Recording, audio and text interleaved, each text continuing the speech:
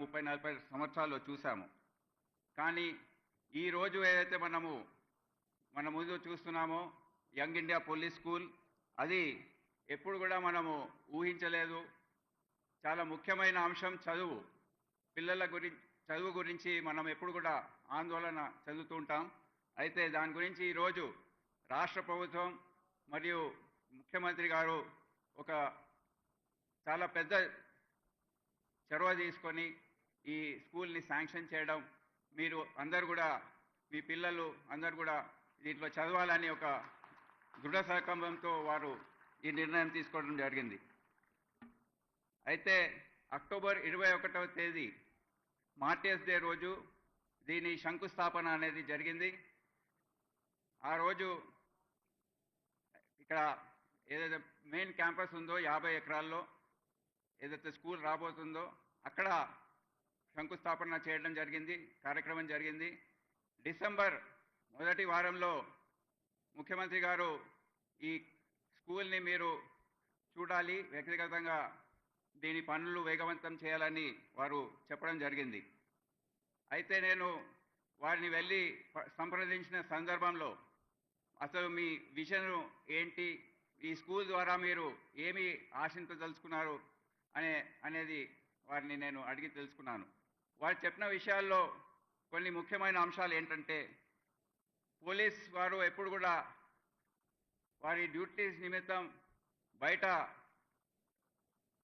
ఇంట్లో వారి పిల్లలకు అందుబాటులో లేకుండా ఎప్పుడు వస్తారో ఎప్పుడు వెళ్తారో సమయపాలన లేకుండా వారి డ్యూటీస్ ఉంటాయి.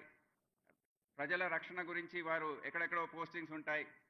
ఇవన్నీ కూడా చూసుకొని వారికి వ్యక్తిగతంగా కూడా పోలీస్ కుటుంబంలో అనుబంధం ఉంది కనుక, నాకు వ్యక్తిగతంగా ఈ విషయం తెలుసు కనుక ఈ వెల్ఫేర్ కార్యక్రమం మీరు తప్పకుండా చేపట్టాలని వారు చెప్పడం జరిగింది.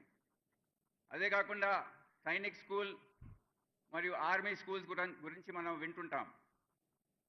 అదే స్థాయిలో ఒక పోలీస్ స్కూల్ అనే బ్రాండ్ వీరు క్రియేట్ చేయాలి.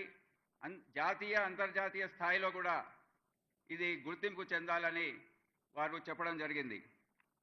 అదే కాకుండా చదువు ఒకటే కాదు, ఏదైతే మనం కార్పొరేట్ స్కూల్స్లో చూస్తుంటామో చదువుతో సహా స్పోర్ట్స్, ఆటల పోటీలు, co curricular activities, learning through doing అనే కాన్సెప్ట్లో మీరు ఒక పరిపూర్ణమైన వ్యక్తిత్వాన్ని పిల్లల్లో పెంపొందించాలని వారు చెప్పడం జరిగింది.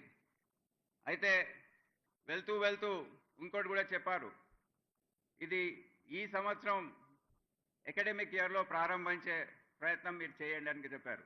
దాంతో భయం వేసింది సార్.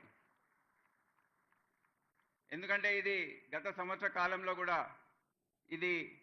దీని గురించి ఎన్నో చర్చలు జరిగాయి, కానీ అంత పురోగతి లేని సందర్భంలో నేను ఆఫీస్కి వచ్చిన తర్వాత మళ్ళీ ఎవరైతే మిత్రులు, దోస్తులు ఎవరైతే స్కూల్స్ నడిపిస్తున్నారో వారందరినీ కొద్దిగా ఆఫీస్ పిలిపించుకొని ఈ విధంగా ముఖ్యమంత్రి గారు చెప్పారు, రాష్ట్ర ప్రభుత్వం ఆలోచన తీరు ఈ విధంగా ఉంది, మళ్ళీ ఏ విధంగా చేస్తే బాగుంటుందని ఒక 3-4తో మాట్లాడాను.